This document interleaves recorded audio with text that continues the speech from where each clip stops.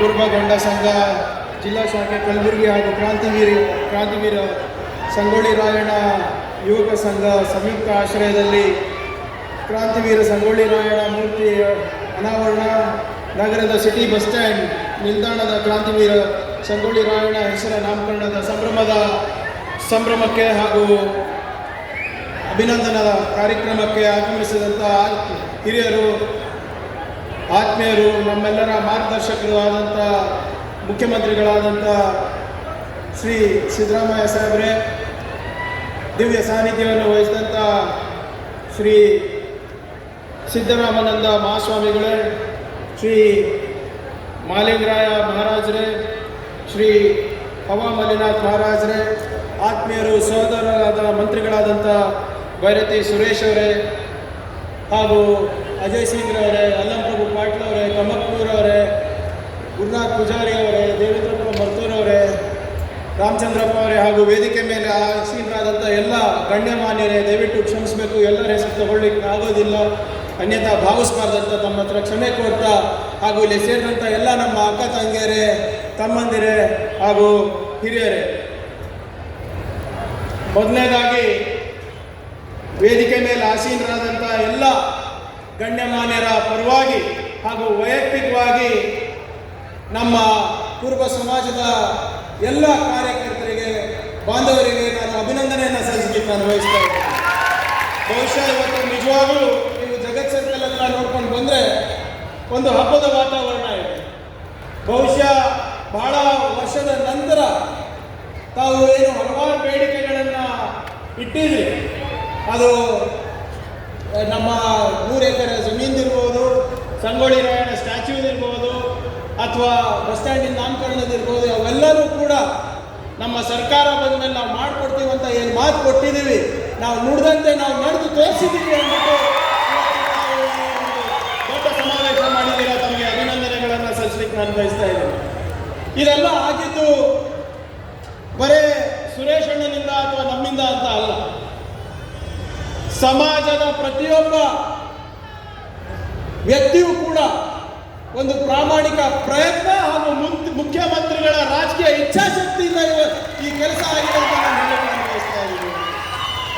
ಯಾಕಂದ್ರೆ ಇದು ಸಾಕಷ್ಟು ಕಾನೂನಿನ ತೊಡಕಿತ್ತು, ಆದರೂ ಕೂಡ ಇವತ್ತು ಕ್ಯಾಬಿನೆಟಿಗೆ ತಂದು ಅದನ್ನು ಕಾನೂನು ಸಮಸ್ಯೆಗಳೇನಿದೆ ಅದನ್ನು ನಿವಾರಣೆ ಮಾಡಿ ಇವತ್ತು ತಮ್ಮ ಸಮಾಜಕ್ಕೆ ನಾವು ಲೋಕಾರ್ಪಣೆಯನ್ನು ನಾವು ಮಾಡಿದ್ದೇವೆ.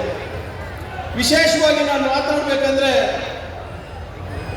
ನಾನು ಬಹಳಷ್ಟು ಈ ಸಮುದಾಯದಿಂದ ಕಲ್ತಿದ್ದೀನಿ. ನಮ್ಮ ಕುರುಬ ಸಮುದಾಯ ಅಂದರೆ ನಮ್ಮೆಲ್ಲರಿಗೂ ಕಲೀಲಿಕ್ಕೆ ಭಾಳ ಸಿಗುತ್ತೆ. ಎಲ್ಲ ಕ್ಷೇತ್ರದಲ್ಲೂ ತಾವು ಮುಂಚೂಣಿನಲ್ಲಿದ್ದೀರ. ಇತಿಹಾಸದ ಪುಟವನ್ನು ತಾವು ತೆಗೆದು ನೋಡಿ. ಸುರೇಶ್ ಅವರು ಹೇಳ್ತಾ ಇದ್ರು, ದಯವಿಟ್ಟು ಸ್ವಲ್ಪ ವಿದ್ಯಾಭ್ಯಾಸದ ಬಗ್ಗೆ ಹೆಚ್ಚು ಗಮನ ಕೊಡಿ ಅಂತ. ಯಾಕಂದ್ರೆ ನೀವು ಇತಿಹಾಸ ಸೃಷ್ಟಿ ಮಾಡಿದವರು, ಇತಿಹಾಸ ನಿರ್ಮಾಣ ಮಾಡಿದವರು. ಸಾಹಿತ್ಯದಲ್ಲಿ ಉದಾಹರಣೆ ತಗೋಬೇಕಂದ್ರೆ ಮಹಾಕವಿ ಕಾಳಿದಾಸರು ಸಿಗ್ತಾರೆ. ಸಾಮ್ರಾಜ್ಯಗಳನ್ನ ಕಟ್ಟಬೇಕು ಅಂದ್ರೆ ನಿಮಗೆ ಹಕ್ಕಬುಕ್ಕರು ಸಿಗ್ತಾರೆ, ನಮ್ಮಲ್ಲಿ ರಾಷ್ಟ್ರಕೂಟರು ಸಿಗ್ತಾರೆ. ನಿಮಗೆ ಶೌರ್ಯದಲ್ಲಿ ಉದಾಹರಣೆ ತಗೋಬೇಕು ಅಂದ್ರೆ ನಿಮಗೆ ಸಂಗೊಳ್ಳಿ ರಾಯಣ್ಣ ಸಿಗ್ತಾರೆ. ದಾರ್ಶನಿಕನಲ್ಲಿ ಆಧ್ಯಾತ್ಮಿಕವಾಗಿ ನಮಗೆ ಪಾಠಗಳು ಬೇಕು, ಉದಾಹರಣೆಗಳು ಬೇಕು ಅಂದ್ರೆ ನಮಗೆ ಕನಕದಾಸರು ಸಿಗ್ತಾರೆ. ಸಾಮಾಜಿಕ ನ್ಯಾಯ ಮತ್ತು ಆಡಳಿತ ಹೇಗೆ ಮಾಡಬೇಕು ಅಂದ್ರೆ ನಮಗೆ ಸನ್ಮಾನ್ಯ ಸಿದ್ದರಾಮಯ್ಯ ಸಿಗ್ತಾರೆ. ಇಷ್ಟು ದೊಡ್ಡ ಇತಿಹಾಸ ಇರುವಂತ ತಮ್ಮ ಸಮಾಜ ಇದೆ. ರಾಮಚಂದ್ರಪ್ಪ ಅವರು ಹೇಳೋದ್ರಲ್ಲಿ ಬಹಳ ಅರ್ಥ ಇದೆ. ಹಿಂದೆ ನಿಮ್ಮ ಇತಿಹಾಸವನ್ನ ತಿಳ್ಕೊಂಡು ಮುಂದೆ ನಾವು ಯಾವ ಇತಿಹಾಸವನ್ನ ನಿರ್ಮಾಣ ಮಾಡಬೇಕು ಅಂತ ತಾವು ಪಣ ತೊಡಬೇಕಾಗಿದೆ. ಇವತ್ತು ನಮ್ಮ ಸಂವಿಧಾನದ ಪೀಠಿಕೆಯನ್ನು ತಾವು ಗಮನಿಸಿದ್ದೀರಾ. ನಾವು ನಮ್ಮ ಸರ್ಕಾರ ಬಂದ ಮೇಲೆ ಸಂವಿಧಾನದ ಪೀಠಿಕೆ ಮೇಲೆ ಹೆಚ್ಚು ಗಮನ ಕೊಡ್ತಾ ಇದ್ದೀವಿ. ಎಲ್ಲ ಕಡೆನೂ ಅದು ಬೋಧನೆ ಮಾಡ್ತಾ ಇದ್ದೀವಿ. ಅದರಲ್ಲಿ ಏನಿದೆ, ನಾವು ಸಾಮಾಜಿಕ, ಆರ್ಥಿಕ ಹಾಗೂ ರಾಜಕೀಯ ನ್ಯಾಯವನ್ನು ನಾವು ಒದಗಿಸ್ಕೊಡ್ತೇವೆ ಅಂತ ನಾವು ನಮ್ಮ ಪೀಠಿಕೆಯಲ್ಲಿ ನಾವು ಹೇಳಿದ್ದೇವೆ. ಅದು ಯಾವುದಾದ್ರೂ ಸರ್ಕಾರ ಇವತ್ತು ಭಾರತದಲ್ಲಿ ಮಾಡ್ತಾ ಇದೆ ಅಂದ್ರೆ ಅದು ಕಾಂಗ್ರೆಸ್ ಸರ್ಕಾರ, ಸಿದ್ದರಾಮಯ್ಯನವರ ಸರ್ಕಾರ. ಉದಾಹರಣೆಗೆ ನೀವು 5 ಗ್ಯಾರಂಟಿಗಳ ತಗೊಳ್ಳಿ. 5 ಗ್ಯಾರಂಟಿ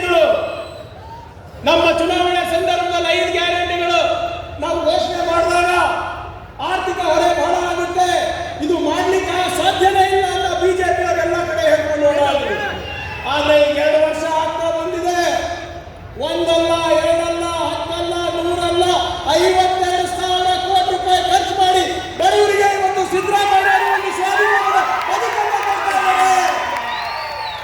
ಪ್ರತಿಯೊಂದು ಕುಟುಂಬಕ್ಕೆ ಇವತ್ತು ಒಂದು ಆರ್ಥಿಕ ಸ್ಥಿರತೆ ಕೊಡ್ತಾ ಇದ್ದಾರೆ. ನಮಗೆ ಬಿಜೆಪಿಯವರಿಗೆ ವ್ಯತ್ಯಾಸ ಏನಪ್ಪ ಅಂದ್ರೆ, ನಿಮ್ಮ ದುಡ್ಡು ಅವ್ರ ಜೇಬಿನಲ್ಲಿ ಇರ್ಬೇಕಂತಾರೆ, ಆದ್ರೆ ನಮ್ಮ ಸರ್ಕಾರ ನಿಮ್ಮ ದುಡ್ಡು ನಿಮ್ಮ ಜೇಬಿನಲ್ಲಿ ಇರಬೇಕು, ನಿಮ್ಗೆ ಖರ್ಚಾಗಬೇಕು ಅಂತ ನಾವು ಮಾಡ್ತಾ ಇರೋದು. ಮಾತಾಡ್ಬೇಕಂದ್ರೆ ಬಹಳಷ್ಟು ಇದೆ, ಆದ್ರೆ ಸಮಯ ಕಮ್ಮಿ ಇದೆ. ಒಂದೇ ಒಂದು ಮಾತು ಹೇಳಲಿಕ್ಕೆ ನಾನು ಬಯಸ್ತಾ ಇದ್ದೀನಿ. ಕುರುಬ ಸಮಾಜ ಒಂದು ಜಾತಿಯಲ್ಲ, ಒಂದು ನೀತಿ. ಎಲ್ಲರೂ ಕೂಡ ಏನ್ ಹೇಳ್ತಾರೆ, ಹಾಲು ಮಕ್ಕಳು ಯಾವತ್ತೂ ಸುಳ್ಳು ಹೇಳೋದಿಲ್ಲ. ಏನು ಉಳಿದಿವೆ ಮಾಡಿ ತೋರಿಸ್ತಾ ಇದ್ದೀವಿ. ಬಿಜೆಪಿ ಅವರಿರ್ಬೋದು, ವಿರೋಧ ಪಕ್ಷದವ್ರು ಇರ್ಬೋದು, ಹೇಳ್ತಾರೆ ನಾವು ಏನು ಮಾಡಿಲ್ಲ ಅಂತ. ಆದ್ರೆ ಏನ್ ಮಾಡಿಲ್ಲ ಅಂತ ಹೇಳ್ತಾ ನಾವು ಇವತ್ತು ನೀವೇ ಉದಾಹರಣೆ ತಗೊಳ್ಳಿ. ಇವತ್ತು ನಮ್ಮ ಕಲ್ಯಾಣ ಕರ್ನಾಟಕ ಉತ್ಸವ ದಿನ 371 ಜೆ ಯಾರು ಮಾಡಿದ್ದು? ನಾವು ಮಾಡಿದ್ದು. 5,000 ಕೋಟಿ ಪ್ರತಿ ವರ್ಷ ಈ ಭಾಗದ ಅಭಿವೃದ್ಧಿಗೆ ಕೊಡಿಸ್ತಾ ಇರೋದು ಯಾರು? ನಾವು ಕೊಡಿಸ್ತಾ ಇರೋದು. ಇದರಿಂದ ಮೀಸಲಾತಿ 371 ಮೀಸಲಾತಿ ತಂದು ಇವತ್ತು ಉದ್ಯೋಗ ಎಲ್ಲರಿಗೂ ಸಿಗ್ತಾ ಇದೆಯಾ ಇಲ್ಲ ಹೇಳಿ? ಶಿಕ್ಷಣದಲ್ಲಿ ಮೀಸಲಾತಿ ಸಿಗ್ತಾ ಇದೆಯಾ ಇಲ್ಲ? ಎಲ್ಲರಿಗೂ ಸಿಗ್ತಾ ಇದೆ. ನಾವು ಯಾವ ಜಾತಿ ನೋಡಿಲ್ಲ, ಯಾವ ಧರ್ಮ ನೋಡಿಲ್ಲ, ಯಾರಿಗೆ ಓಟ್ ಹಾಕಿದ್ರು ಅಂತ ನೋಡಿಲ್ಲ. ನಮ್ಮ ಗ್ಯಾರಂಟಿಗಳಿರ್ಬೋದು, ಆರ್ಟಿಕಲ್ 371 ಇರ್ಬೋದು, ನಾವು ಪ್ರತಿಯೊಂದು ಮನೆಗೆ ಇವತ್ತು ಕಲ್ಪಿಸ್ತಾ ಇದ್ದೀವಿ. ಆದ್ರೆ ಇವತ್ತು ಸುಮ್ಮನೆ ಅಪಪ್ರಚಾರ ಮಾಡ್ತಾ ಇದ್ದಾರೆ. ಇವತ್ತು ನಾನು ಹೇಳ್ದಂಗೆ ಇವತ್ತು ಯಾರಾದ್ರೂ ಅಕ್ಷರಶಃ ಡಾಕ್ಟರ್ ಬಾಬಾ ಸಾಹೇಬ್ ಅಂಬೇಡ್ಕರ್ ಅವರ ಸಂವಿಧಾನ ಅನುಷ್ಠಾನ ತರ್ತಾ ಇದ್ರೆ ಅದು ನಮ್ಮ ಸರ್ಕಾರ ತರ್ತಾ ಇದೆ. ವಿದ್ಯಾಸಿರಿ ಕಾರ್ಯಕ್ರಮ ನೋಡಿ, ಮಾತೃಪೂರ್ಣ ಯೋಜನೆ ಕಾರ್ಯಕ್ರಮ ನೋಡಿ, ಪಶುಭಾಗ್ಯ ನೋಡಿ, ಅನ್ನ ಭಾಗ್ಯ ನೋಡಿ, ಕ್ಷೀರ ಭಾಗ್ಯ ನೋಡಿ, ಕ್ಷೀರಧಾರ ಕಾರ್ಯಕ್ರಮ ನೋಡಿ, ಎಲ್ಲನೂ ಕೂಡ ಬಡವರಿಗೆ ಆರ್ಥಿಕವಾಗಿ ಸ್ವಾವಲಂಬಿ ಮಾಡುವಂತ ಕಾರ್ಯಕ್ರಮ. ಈಗ ತಾನೇ 500 ಮಳಿಗೆಗಳನ್ನ, ನಮ್ಮ ಯಾವುದು KMF ಮಳಿಗೆಗಳನ್ನ, ಹಾಲಿನ ಮಳಿಗೆಗಳನ್ನ ಮಾನ್ಯ ಮುಖ್ಯಮಂತ್ರಿಗಳು ಉದ್ಘಾಟನೆ ಮಾಡ್ಕೊಂಡು ಬರ್ತಾ ಇದೆ. ಆಶ್ಚರ್ಯ ಆಗುತ್ತೆ ನಿಮಗೆ. ಮಾನ್ಯ ಮುಖ್ಯಮಂತ್ರಿಗಳು ಮಾತನಾಡಬೇಕಾದಾಗ ಹೇಳ್ತಾ ಇದ್ರು, ಪ್ರತಿಯೊಂದು ಲೀಟರಿಗೆ 5 ರೂಪಾಯಿ ಪ್ರೋತ್ಸಾಹ ಧನ ರೈತರಿಗೆ ಸಿಗ್ತಾ ಇದೆ. 1 ಕೋಟಿ ಲೀಟರ್ ಪ್ರತಿದಿನ ನಾವು ಮಾಡ್ತಾ ಇದ್ದೀವಿ. ಅಂದ್ರೆ 5 ಕೋಟಿ ರೂಪಾಯಿ ಪ್ರತಿದಿನ ನೇರವಾಗಿ ರೈತರಿಗೆ ಹೋಗ್ತಾ ಇದೆ. ವರ್ಷಕ್ಕೆ 1,700 ಕೋಟಿ ರೂಪಾಯಿ ಇವತ್ತು ರೈತರಿಗೆ ನಾವು ಖರ್ಚು ಮಾಡ್ತಾ ಇದ್ದೀವಿ, ಬರೇ ಹಾಲಿಗೋಸ್ಕರ. ಇವತ್ತು ಇದೆಲ್ಲಾನು ನಡೀತಾ ಇದೆ. ನಮ್ದು ಏನಾಗ್ಬಿಟ್ಟಿದೆ ಅಂದ್ರೆ, ಆಚಾರ ಇದೆ, ವಿಚಾರ ಇದೆ, ಪ್ರಚಾರ ಕಮ್ಮಿ ಇದೆ. ಅವ್ರು ಏನೋ ವಾಟ್ಸ್ಆಪ್ ಅಲ್ಲಿ ಕಳಿಸ್ತಾರೆ ಅಂದ್ರೆ ಅದೇ ನಂಬ್ತೀರಾ. ಕಣ್ಣಿಗೆ ಕಾಣೋದು ಯಾವುದು ನಂಬ್ತಾ ಇಲ್ಲ. ESIC ಕಣ್ಣಿಗೆ ಕಾಣ್ತದ ನಿಮಗೆ? ಸೆಂಟ್ರಲ್ ಯೂನಿವರ್ಸಿಟಿ ಕಣ್ಣಿಗೆ ಕಾಣ್ತದ ನಿಮಗೆ? ಪೊಲೀಸ್ ಟ್ರೈನಿಂಗ್ ಸೆಂಟರ್ ಕಣ್ಣಿಗೆ ಕಾಣ್ತದ ನಿಮಗೆ? Kalaburagi institute of medical sciences ಕಾಣ್ತದ ಕಣ್ಣಿಗೆ? ಜಯದೇವ ಕಾರ್ಡಿಯಾಲಜಿ ಸೆಂಟರ್ ಕಾಣಿಸುತ್ತಾ ನಿಮಗೆ? ಕಿದ್ವಾಯಿ ಕ್ಯಾನ್ಸರ್ ಹಾಸ್ಪಿಟಲ್ ಕಾಣ್ತಾ ಇದೆಯಾ? ಕಲ್ಯಾಣ ಪಥದಲ್ಲಿ ರೋಡ್ ಆಗ್ತಾ ಇರೋದು ಕಾಣ್ತಾ ಇದೆಯಾ? ಊರೂರಿಗೆ ನೀರು ಕೊಡ್ತಾ ಇರೋದು ಜಲ್ ಜೀವನ್ ಮಿಷನ್ ಕಾಣ್ತಾ ಇದೆಯಾ? ಇವತ್ತು ಬೆಣ್ಣೆತೋರ ಯೋಜನೆ ಕಾಣ್ತಾ ಇದೆಯಾ? ಇವತ್ತು ಉತ್ತರ ನಿಮ್ಮ UKP ಪ್ರಾಜೆಕ್ಟ್ ನಲ್ಲಿ ಫೇಸ್ 3 ಅನ್ನು ನಿನ್ನೆ ಮಾನ್ಯ ಮುಖ್ಯಮಂತ್ರಿಗಳು ಮಾಡ್ತಾ ಇರೋದು. ಇವತ್ತು 72,000 ಕೋಟಿ ರೂಪಾಯಿ ಖರ್ಚು ಮಾಡ್ತಾ ಇದ್ದೀವಿ. ಇವೆಲ್ಲರೂ ಕೂಡ ಕಣ್ಣಿಗೆ ಕಾಣಿದ್ರು ಕೂಡ ಇವತ್ತು ಜನರು ನಮಗೆ ನಮ್ಮ ಪರವಾಗಿ ನಿಂತು ಮಾತಾಡಬೇಕಾಗಿದೆ. ಇವತ್ತು ಇದ್ರೆ ಏನಾಗ್ತಾ ಇದೆ, ನಾವು ಒಳ್ಳೆ ಕೆಲಸ ಮಾಡ್ತಾ ಇದ್ದೀವಿ ಅನ್ಕೊಂಡು ನಾವು ಹೋಗ್ತಾನೆ ಇದ್ದೀವಿ. ಆದ್ರೆ ಹಿಂದೆ ಜನರು ಸುಳ್ಳು ಹೇಳ್ಕೊತಾನೆ ಬರ್ತಾ ಇದ್ದಾರೆ. ದಯವಿಟ್ಟು ಈ ಸುಳ್ಳಿಗೆ ಬಲಿ ಆಗಬೇಡಿ. ಯಾರು ನಿಮ್ಮ ಪರವಾಗಿರ್ತಾರೆ, ಯಾರು ನಿಮ್ಮ ಜೊತೆ ಇರ್ತಾರೆ, ಅದನ್ನ ನೀವು ಆಲಿಸಿ ತೂಕ ಮಾಡಿ. ಯಾರು ನಿಮ್ಮ ಪರವಾಗಿ ಮಾಡಿದ್ದಾರೆ, ಹಿಂದೆ ಮಾಡಿದ್ದಾರೆ, ಇವಾಗ ಮಾಡ್ತಾ ಇದ್ದಾರೆ, ಮುಂದೆ ಕೂಡ ಮಾಡ್ತಾರೆ ಅಂತ ನೀವು ತಿಳುವಳಿಕೆಯಿಂದ ನೀವು ತಿಳ್ಕೊಂಡು ನಾವು ಬೆಂಬಲವನ್ನು ಕೊಡಿ ಅಂತ ಹೇಳ್ತಾ ಇದ್ದೀವಿ. ಆದ್ರಿಂದ ಬಂಧುಗಳೇ, ಇವತ್ತು ನಾನು ಹೆಚ್ಚಾಗಿ ಮಾತಾಡ್ಲಿಕ್ಕೆ ಹೋಗೋದಿಲ್ಲ. ನಾವು ಇವಾಗ 4 ಗಂಟೆ ಅಷ್ಟರಲ್ಲಿ ಮಾನ್ಯ ಮುಖ್ಯಮಂತ್ರಿಗಳು ಬಿಡಬೇಕಾಗಿದೆ.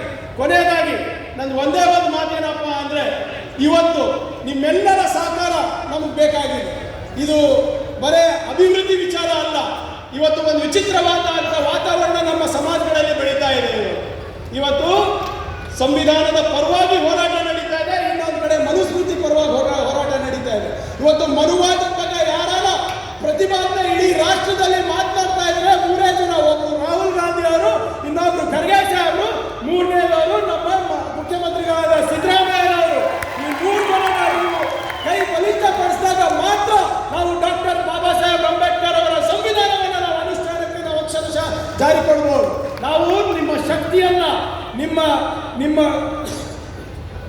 ನಿಮ್ಮ ಶಕ್ತಿಯನ್ನ ಕೇಳ್ತಾ ಇರೋದು ನಮ್ಮ ಸ್ವಂತ ಅಧಿಕಾರಕ್ಕೋಸ್ಕರ ಅಲ್ಲ.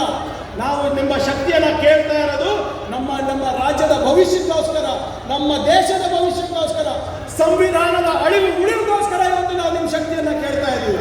ಆದ್ರಿಂದ ಬಂಧುಗಳೇ, ದಯವಿಟ್ಟು ಇವತ್ತು ತಮ್ಮೆಲ್ಲರ ಸಹಕಾರ ಹಿಂದೆ ಯಾವ ರೀತಿ ಮಾನ್ಯ ಮುಖ್ಯಮಂತ್ರಿಗಳಿಗೆ ಇದೆ, ಸಮಾಜದಂತೆ ಅಷ್ಟೇ ಅಲ್ಲ, ಮುಂದೆ ಕೂಡ ತಾವೆಲ್ಲರೂ ನಮಗೆ ಬೆಂಬಲ ಮಾಡಬೇಕು ಅಂತ ಕೇಳ್ಕೊತಾ ಇದ್ದೀವಿ. ಇವತ್ತು ನಮ್ಮ ನಗರಾಭಿವೃದ್ಧಿ ಸಚಿವರು ಕೂಡ ಬಂದು ನಿಮ್ಗೆ ಪ್ರೀತಿ ಮಾಡ್ತಾರೆ ಸರ್, ಅವಾಗ ಬಂದರೆ ನಮಗೂ ಕೂಡ ಅನುಕೂಲ ಆಗುತ್ತೆ.